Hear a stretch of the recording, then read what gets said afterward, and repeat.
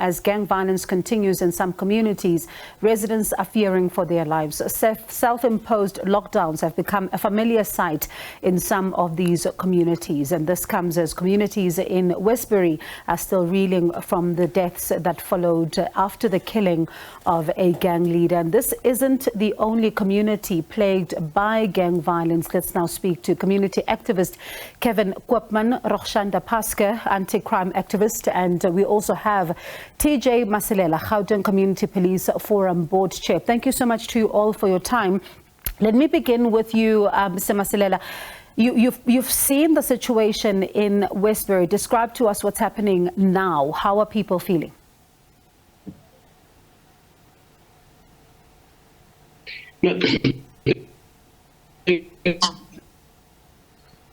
Mr. Masilela? Thank you very much for the opportunity. Westbury is still volatile. Can you catch me now? Let's try. Let's see. Okay. Okay. I can hear you loud and clear. Can you hear me? Yes, now we can hear you. Let's try. Okay. So I'm saying Westbury is and surroundings is still volatile, and you would agree that community and community members and schools, learners live in a little bit of fear. But I had an opportunity to speak to some of the members of the police, but also the Metro Police. I think we also the station commander giving assurance that members of the community should be able to give this intelligence, community intelligence, so that you are able to make a swift arrest. We know it's a gang-related instances. Some time ago, we had a deployment of the TRT in that particular area, and we saw the results of that. I think as a mechanism of trying to stabilize the area, we should ask the Minister of Police to deploy the TRT or the Provincial Commission for that matter. Westbury is always going to be a problem with regards to the drug taps. And I'm going to come back to that in just a moment. And I also want us to talk about what the police are calling for now, that people must come forward with information. But how do they then guarantee their safety? But park it there for a second for us. And I'd like to come to you, Kevin. Visuals of, rival gangs at war in communities, of course, that we've seen nationally. These aren't new. We've seen them so many times. Why is it allowed to continue in your view? For me, good evening, everybody. Thank you for allowing me. Thank you for the viewers that's listening and everyone. This things has been allowed because of there's no interaction from government side, as I can say. There's nothing that government is doing regarding this. There's no intervention. What we want from government is to intervene within these communities. That's what we want. My letter to the MEC yesterday was stating that we want you guys to come out to our communities, to colored communities particularly. Colored communities has been marginalized for many, many, many years. And what we want is that we want some sort of intervention from government to help us fight this elements in our communities, the social ills in our communities. So that's why I wrote my letter, and still now I didn't get any response. And for you, Kevin, pardon me, for you, Kevin, what does that intervention look like? For me, this afternoon, when I went through social medias and stuff, I can see there's a lot of intervention that happened. I see there's a letter from the legislator that stated there is deployment now currently in Westbury. So I want to say thank you for that type of intervention. But what I'm saying is there's still nothing from the MEC. Why is the MEC quiet? Why is government quiet? Where is the Minister of Police? Why is government quiet? They only need us when it's elections time, and that's the only time when they need our votes. And why are they quiet about this? And I'm going to come back to you as we talk about, what's unfolding on the ground. Is it about territories, or are we seeing something else more unfolding here? Roegshanda, communities have, put self-imposed lockdowns, giving us a sense, of course, that they are fearing for their safety. This is not surely a way to live. Exactly. Good evening, everybody, and my condolences to everybody that lose loved ones in gang violence. Unfortunately, it has become the order of the day. I mean, Western Cape and the Cape Flats in itself are used to that kind of living conditions. It's kind of they have adapted to that kind of reality. I would like to say I want to agree with Kevin, but I want to take it a bit further and saying not intervention, because I'm sick and tired of I'm sick and tired of really doing intervention and awareness. I am more about prevention. I'm beyond all those other things. We have been there. The Cape Flats has been through it. We have had deployment of army. I think for me, it is the worst of the worst that we haven't come to address the issue. And the issue is corruption. Clearly, people can give tip-offs to police. Just last week, I had a family that was in danger, and I couldn't give safety to them. There was no safety home that gave information, and corruption is so deep that the same police that is part of the corruption use their allies in the station to threaten that family and torture that family. So there is a willingness from the people to bring change about. But the factors within state, that is the challenge we sit with. And you kind of look at who is the real gangster here behind the veil. Because why? If our protectors are acting out like the gangsters, we are sitting with a real problem and a real challenge.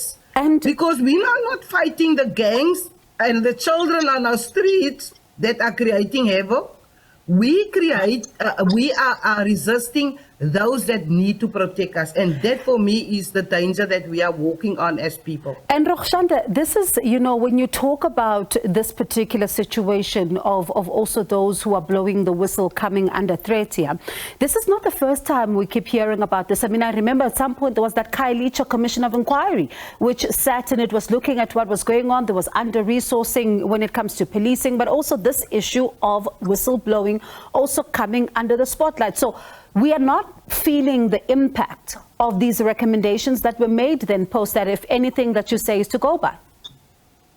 There we go. And that is why even last year I did an interview where I, you know, as an activist, this is my passion to bring change about, an effective change about. And this was my recommendation last year already, is that if they would just allow me and support me, I don't need the salary of the Minister of Police money, because he's wasting our money.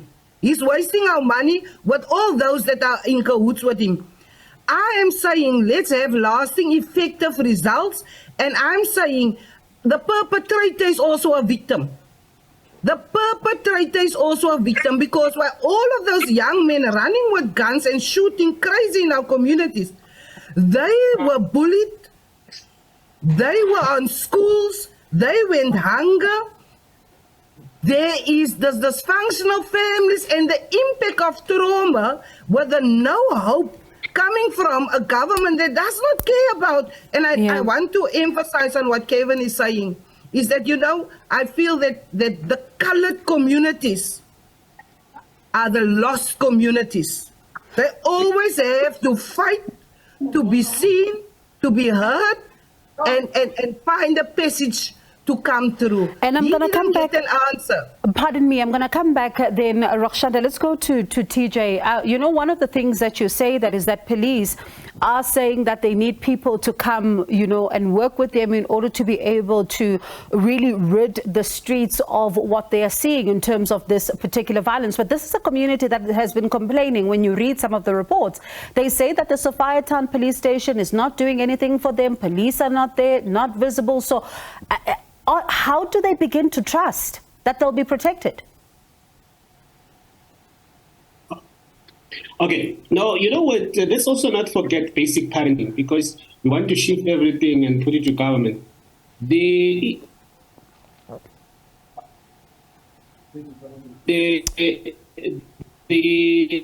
and I will never defend government. I remain apolitical. But with area to have a CPF. Even now, the chairperson calls. You're not going to give this kind of information once there's Mr. Masilela, your line is not so great. I'm going to try and see if we can be able to establish a better line with you. I'll come back to you, Kevin. Let's talk then, Kevin, about the situation right now. I mean, Mr. Masilela talking about a critical issue, an issue of parenting, saying that you can't shift all the blame then to the police. How do you respond? You know, for me, I think with parenting, our parents need to get involved into these things. If you're a mother, if you're a father, if you see your child is doing the wrong things, start questioning them on those things. You can't let it go by, because on the end of the day, it's going to come back to you. They're not going to say, no, it's Kevin. Kevin's child is going to say, is that person. So I think with this, the parents need to start take up their role as parents and start speaking to their kids, because this is the current situation that we are sitting in with colored communities, where mothers and fathers just let it go. My child is a gangster, we're going to leave him like that. I think our parents need to come get involved into these things and start speaking to their children. And I think that's going to be... Yeah, yes, I'm listening. Pardon me. What we're seeing in Westbury now, some are saying that it's an issue, once again, that we see play out in some communities about territories. Others are saying that there could be more at play here. What are you seeing on the ground? I see this is more about territories. This is about guys want to sell their stuff, and that's where the shootings and stuff is happening. You know, I'm from a community called Roegshanda Pascoe. 2019, 2020, we have the similar situation in our communities. And you know what we did is we saw there's no intervention from our local police station, okay? And we took it a little bit further. We went and removed the current, the colonel, the compensation commander, and we placed a new one. And the problem started getting, we started having less problems with it. So I think with the community in Westbury, I will really say this, guys, get involved. Get involved in your communities. Yeah, and Roegshanda, if, you know, listening to what Kevin is saying, it looks like it's now a situation where communities are fending for themselves and trying to defend themselves and trying to see how they can be able then to survive and be able to go to work without being hit by a stray bullet. Who then supports them? Well, it all boils down to the community. I think the community that our people are living in, and even similar, Tshwane, here in Cape Flats, Roegshanda Pascoe, Eldorado, the one thing and the power of the community is to have their own strategy and not rely on the local police station. What we did here on the Cape Flats, I remember when they shot in 2010, it went havoc. And we've put up a perimeter which the city then took, and they made it a project, the walking bus today. But we started that initiative where we say all the unemployed parents come out and let's barricade a safe lane for children and people that go to work. And have this open spaces, houses, doors that's open. When shooting arises, people can just exit into that. Yeah. It's important that communities organize themselves. Very much important. It's not the job of the police. The police must do their judiciary obligation to come in shirts for the guns and the drugs. And they must, and this is where the challenge lies. The community can play their part, but if the state does not play their part, and this is the weakness with community activists, is that they put in their 100%, and you find the state is not bringing their 100%. Let me bring in TJ then to see what he says about this, because I do understand we have him back on the line. Mr. Masilela, I hope that we can hear you clearly now.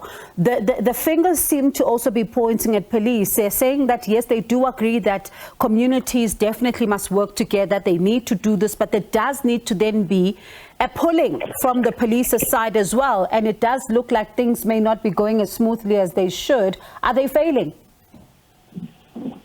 No, they're correct. And actually, I think the second bit of the part of what one was going to say that the community informal network, it's not only happening when And unfortunately, as human beings, we only react when there's crime at the highest level. And this doesn't only happen in the corrupt community, it happens across the board. If you look at what happened in Orlando, and other areas that were shooting, and we know exactly who more or less are these people, but we don't come and say at this situation. Each and every police station is supposed to have an informer network, of which these informers are represented from the communities. Now, this is built over years, but also community activism in the fight against crime can be a one-off kind of a thing. We need this to start at the school level, we need to start at the junior commissioners, we need to start at the early childhood. Let us all be crime conscious, okay, as far as we can go. Let us just get only just when the fire is burning already. And I think the lady mentioned that we can't just expect the police to police our homes, our families inside our houses. That's our responsibility. Let's take charge. Let's be parents here. And that's, of course, an interesting point. Then I do hope that at some point we get to pick up this conversation in the community, speaking to these very parents, just to get a sense from them as well. What becomes their commitments on these particular issues? Let me thank you all for your time. Do appreciate it. That is Kevin Koopman, community activist, Roegshanda Pascoe, anti-crime activist, as well as TJ Masilela, Gauteng Community Police Forum Board Chair. And this, of course, is a conversation that will potentially continue in the future. Let me thank you for your time.